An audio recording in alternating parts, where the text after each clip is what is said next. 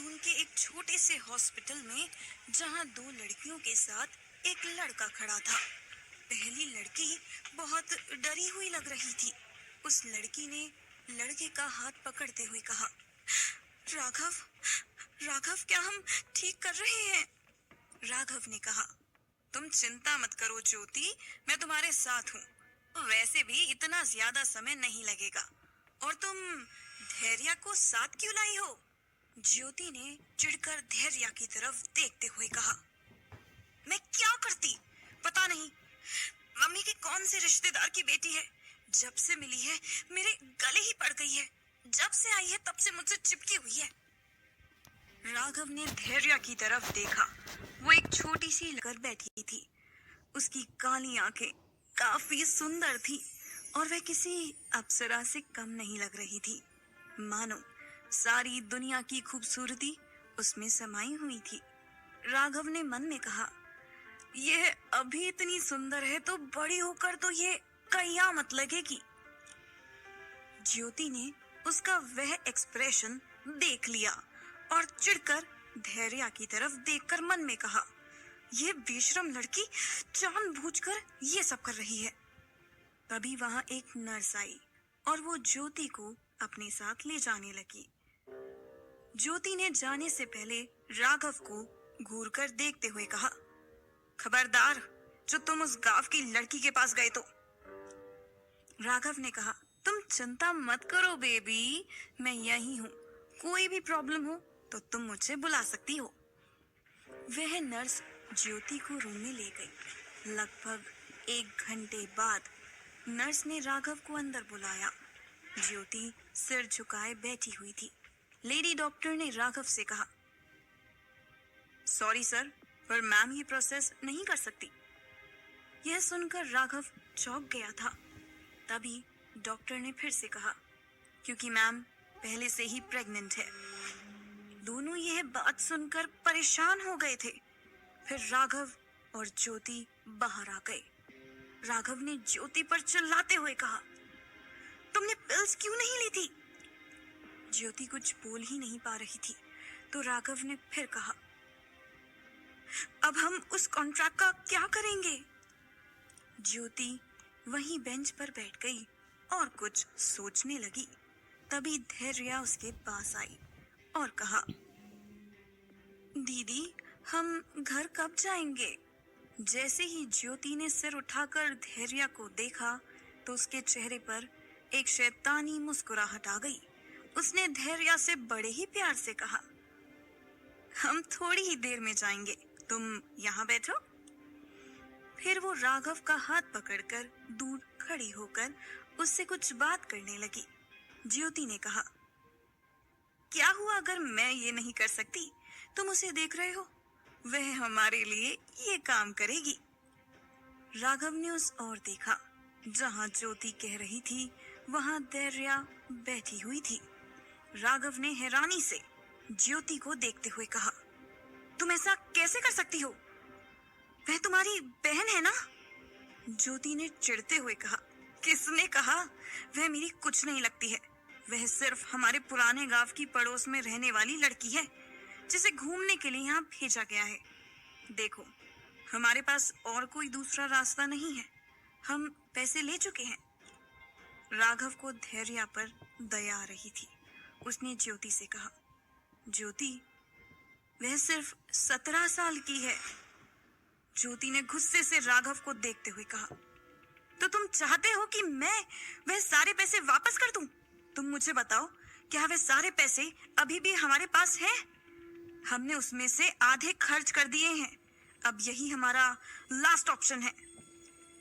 राघव ने हार मानकर उसकी बात मान ली। फिर वो लोग धैर्य के पास गए। ज्योति ने बड़े ही प्यार से धैर्य से कहा, सुनो, जब हम हॉस्पिटल आए हैं तो तुम्हारा भी चेकअप करा लेते हैं। क्या पता तुम्हारी तबीयत ठीक ना हो। वैसे भी तुम कितना काम करती हो। धैर्य जब से ज्योति के घर आई थी, ज्योति उससे घर का सारा काम कराती थी।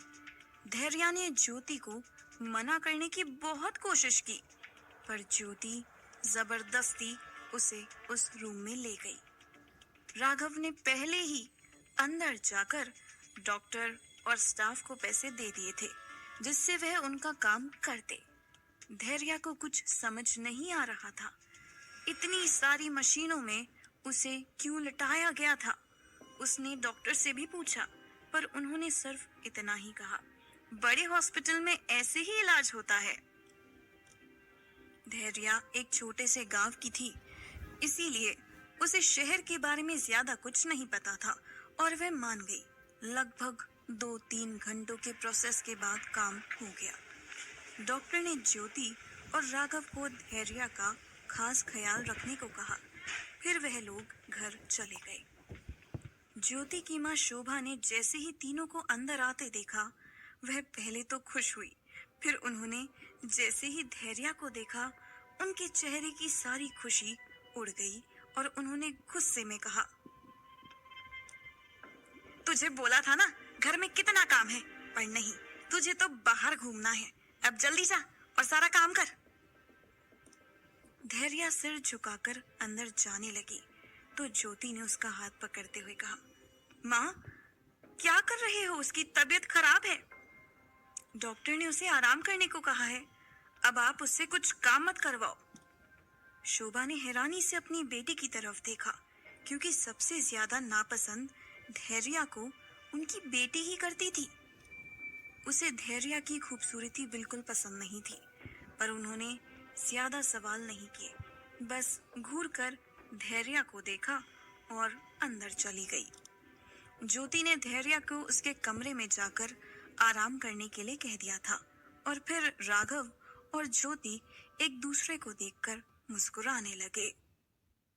2 हफ्ते बाद वो लोग फिर उसी हॉस्पिटल में गए। अंदर डॉक्टर धैर्या को चेक कर रही थी। राघव ने ज्योति को देखते हुए कहा, उसे कुछ पता तो नहीं चलेगा? ज्योति हंसते हुए कहने लगी, उसे क्या पता चलेगा, वह तो गंवार है। उसे तो अभी तक ये नहीं पता चला कि उसके साथ हुआ क्या था, तो अब क्या पता चलेगा। तभी वो डॉक्टर निकलकर अपने कैबिन में चली गई और राघव और ज्योति भी उनके पीछे पीछे चले गए और कैबिन में जाकर डॉक्टर के सामने बैठ गए। डॉक्टर ने एकदम सीरियस लुक के साथ कहा, प्रोसेस सक्सेसफुल रहा, अब वह तैयार है।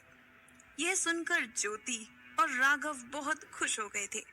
डॉक्टर ने कुछ दवाइयाँ उन्हें लिखकर दे दी और कहा, यह दवाइयाँ उसे जरूर देना, क्योंकि उसकी उम्र अभी बहुत कम है, उसकी बॉडी बहुत कमजोर है। पर जो भी हो, आपने उस लड़की के साथ अच्छा नहीं किया है। यह कहते वक्त डॉक्टर के चेहरे पर एक उदासी थी। ज्योति ने चिढ़ते हुए डॉक्टर को देखकर कहा, आप ऐसा नहीं कह सकती। आपने पैसे लिए हैं इसके लिए और आप इस बात को किसी को नहीं बता सकती हैं। इस बात का खास ख्याल रखें। डॉक्टर ने एक नजर ज्योति को देखा और वापस अपना काम करने लगी। राघव ज्योति को डॉक्टर के कैबिन से बाहर ले आया। तब तक धैर्या भी वहां आ चुकी थी।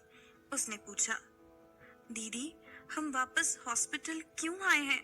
मेरी तबीयत बिल्कुल ठीक है। ज्योति ने एक नकली मुस्कान के साथ कहा, नहीं धैर्या, डॉक्टर ने तुम्हें आराम करने को कहा है। और फिर वो उसे वहां से लेकर चली गई। लगातार 2 हफ्तों तक धैर्या की तबीयत काफी खराब रही। उसे रोज उल्टियां होने लगी थी और चक्कर भी आ रहे थे। उसे भूख भी नहीं लगती थी। ज्योति इन सब का कारण जानती थी, इसीलिए उसने धैर्या की तबीयत पर ज्यादा ध्यान नहीं दिया। एक दिन राघव को एक कॉल आया। दूसरी तरफ से किसी ने कहा, हमें माफ कर दीजिए, अब हमें उनकी जरूरत नहीं है। माफी के तौर पर आपको आपके दिए गए अमाउंट से डबल पैसे दिए जाएंगे। यह सुनकर राघव बुरी तरह हैरान हो गया था। उसने उन्हें समझाने की बहुत कोशिश की, पर वह लोग नहीं माने। राघव ने जब ज्योति को यह सब बताया तो उसे इस बात से ज्यादा फर्क नहीं पड़ा, बल्कि वह तो इस बात से खुश थी कि उन्हें बिना कोई काम किए और ज्यादा पैसे मिलने वाले थे। राघव ने ज्योति से कहा, ज्योति, धैर्य का क्या होगा? उसे तो कुछ नहीं पता है। अब हम क्या करें? ज्योति ने चिढ़ते हुए राघव को देखा और कहा, तुम्हें धैर्य की बहुत चिंता है। राघव ने कहा, तुम्हें भी होनी चाहिए, आखिर तुम भी एक लड़की हो। ज्योति ने कहा, मुझे फर्क नहीं पड़ता, तुम मुझे इतना बताओ कि वह लोग पैसे कब भेज रहे हैं। राघव ने हैरानी से ज्योति को देखा और कहा, सच में तुम कितनी निर्दयी हो। ज्योति हंसते हुए राघव से कहने लगी, तुम तो ऐसे कह रही हो जैसे इसमें तुम्हारा कोई हाथ ही नहीं था। क्या तुम नहीं थे जिसने इस बात के लिए अपनी हाँ कही थी कि हम उसका इस्तेमाल कर सकते हैं अपने काम के लिए? अब जब वह किसी काम की नहीं है तो हम क्यों उसकी चिंता करें? और तुम टेंशन मत लो, इसका इंतजाम मैं कर दूंगी। दूसरे दिन धैर्य को ज्योति के पिता वनराज ने बस से उसके गांव भिजवा दिया। राघव को जब पता चला कि धैर्य को उसके गांव भेज दिया गया है तो उसे काफी बुरा लगा। उसने मन में कहा, हमने 17 साल की लड़की की जिंदगी बर्बाद कर दी और उससे माफी भी नहीं मांग सके। फिर उसने अपने बगल में ज्योति को देखा जो हंसते हुए वह पैसे गिन रही थी जो उन्हें मिले थे।